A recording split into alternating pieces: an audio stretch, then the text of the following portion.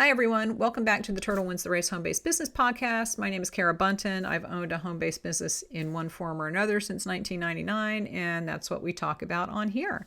So today I want to talk about something that I've heard people say, in various forms. And this was during my wedding cake business when I was selling in person. It's been on Etsy, it's been online, and it's they just got lucky. Well, yeah, honestly, sometimes that's the case. But I will say that luck doesn't exist in a vacuum. And I think that we need to kind of reframe the way that we think about luck, because saying that someone got lucky is a good way to dismiss them. Like, oh, their experience isn't relevant to me. They got lucky. There you go. On the other hand, a lot of people who got lucky, meaning that they had an opportunity come their way that they took advantage of and it was successful. Okay, and that's really what luck is. Luck is when you get an opportunity that you take advantage of and you work with and it works out. There are lots of times where people get opportunities and they take advantage of it and it doesn't work out. We don't think of those as being lucky because they're not. But, it's the same kind of situation.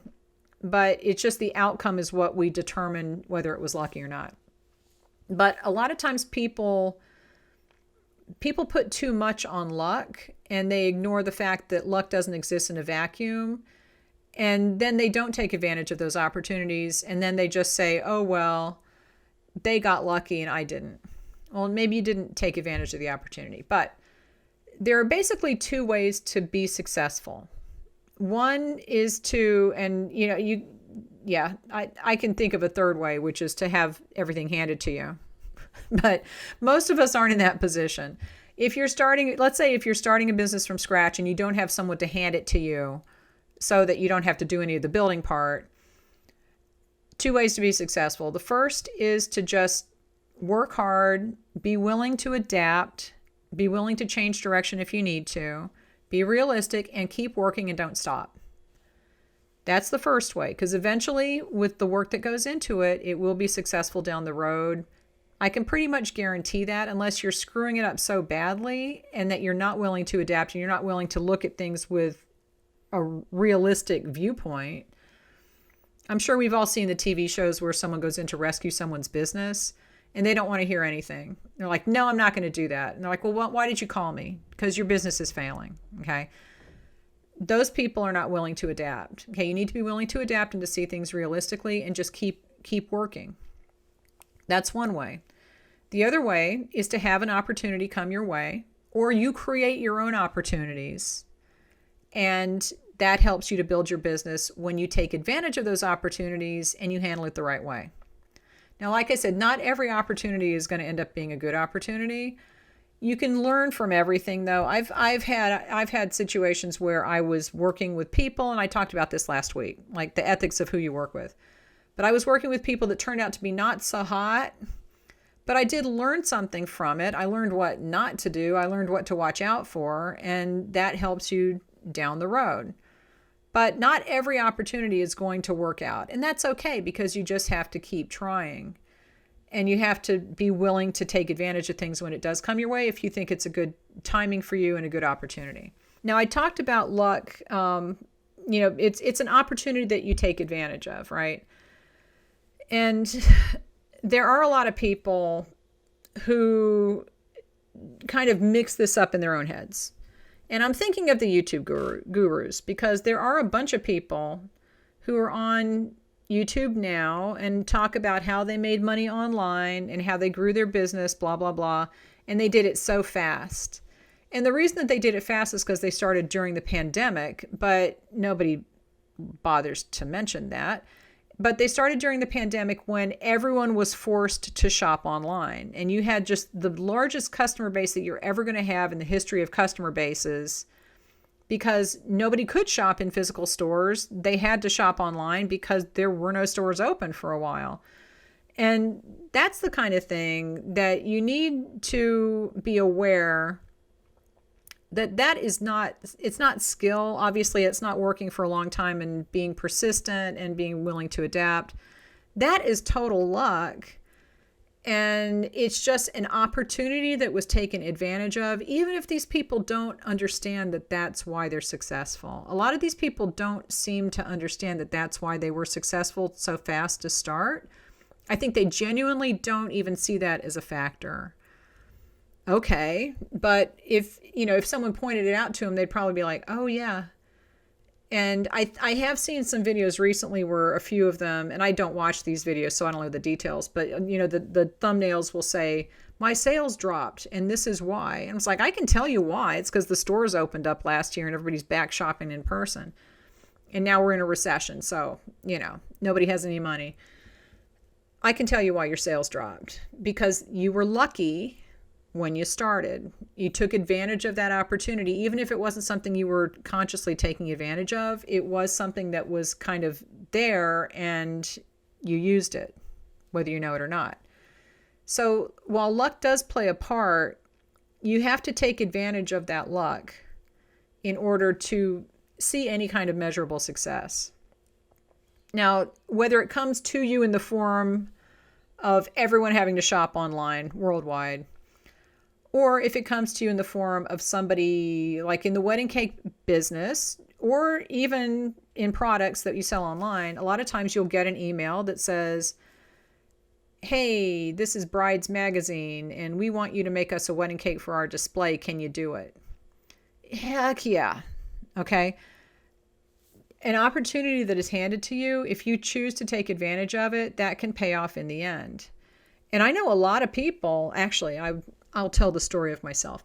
I know a lot of people who do not respond to those kinds of things because a lot of them are scams. A lot of them are very scammy. But if you respond to that kind of thing, it can get you publicity, which can grow your business, and it does pay off in the long run. Now, I did say that a lot of those are scams, and yeah, it's true. So you have to be careful and be critical. But in wedding cakes especially, there were magazines that would contact people and say, I'm looking for items for this article. Do you have any cakes or photos of cakes that would go along with this? If you answer quickly, then you can get that article with your name in it and your photo in it, and that's a press credit for you, right? I have lots of magazine credits for my wedding cakes because I responded quickly.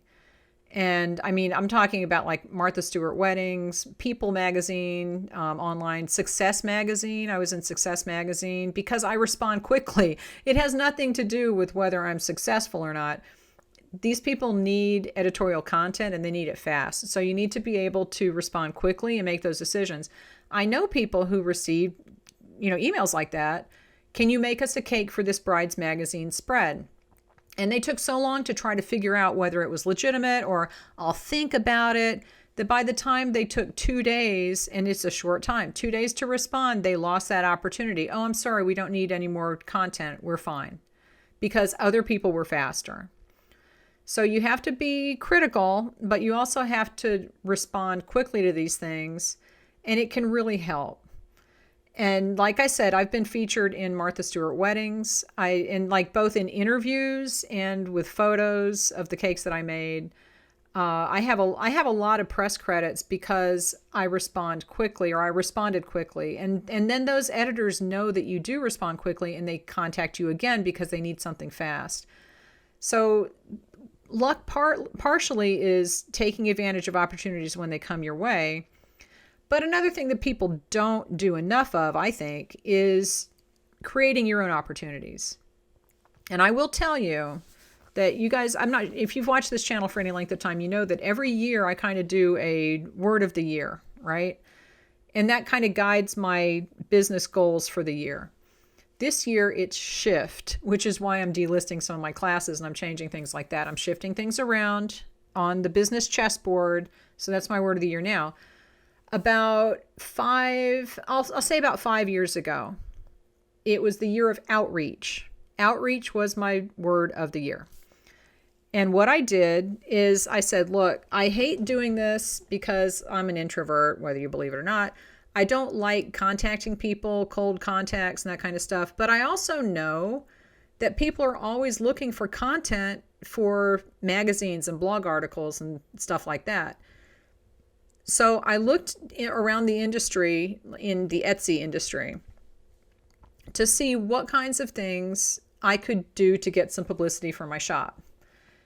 And at that point, I knew Etsy SEO pretty well, inside and out. And I just said, okay, I'm going to look at things that are Etsy SEO related, or people that have podcasts about Etsy, or websites that are about Etsy shops. And I sent out a whole bunch of emails and said, can I be on your podcast? Do you need a blog article? I just offered my services to help them create content for their websites. And it actually did pay off really well. I got a lot of responses back. I got a lot of blog posts published. I was on podcasts. I formed some good relationships that I still have to this day. I've formed some relationships that I have discarded along the way because, like I said, sometimes an opportunity works out and sometimes it doesn't. And sometimes you reach out to someone because it looks like they're an okay person, and then they turn out to be a dirtbag, right? So you find that out along the way and you make decisions and you adapt. That goes back to the longevity and adapting. So you have to make your own opportunities. And the worst thing that can happen is someone will say no. And I get people constantly sending me emails about, I want to write a blog post for you. Or I want to, the most common one is, I was looking at your website and I see that it does not rank on the first page of Google. And I'm like, oh yeah, it kind of does. And then they offer to give you services. I'm like, no. But I get people all the time who are asking to write blog articles for one of my blogs. I don't do that because it's like the blog that they're always talking about is the Artisan Shopper blog. And the only people that write articles on that is me and the people in the eShop Success program, if they want to. So, I don't take blog articles there, but it doesn't hurt to reach out. And if you never hear back from the person, you're no worse off than you were. And chances are you will get some responses where people say, yeah, I would love that, because podcasters are always looking for things, people to have on their podcasts. And if you can give people a topic, I would love to come on your podcast and talk about this. And don't ask to be on my podcast because it's too much of a hassle. But I will ask people if I want them. But, I would be one of the ones that says no, probably, or just doesn't even answer you. But you're no worse off, right? You're no worse off than if you don't reach out. So my year of outreach was making my own luck. And when you make your own luck, you're basically making your own opportunities that you will then take advantage of for yourself. And down the road, that's going to work out better than starting a shop during a pandemic where you have a captive audience of millions of people who will never come back to your shop. They don't have to, because now they can go to the store and buy whatever you're selling, right? But that's kind of artificial luck. That's taking advantage of a situation that is never going to happen again, we hope. And it's not real. It's not real. But the real work brings real results. And taking advantage of something that may, it's a flash in the pan kind of thing, that's great for a short term. Definitely take advantage of it. But you need to be willing to make your own luck and to really be honest with yourself about whether you are creating opportunities for yourself or whether you're just sitting there and feeling grumpy because someone else is lucky and you're not. And a lot of us do that. Okay.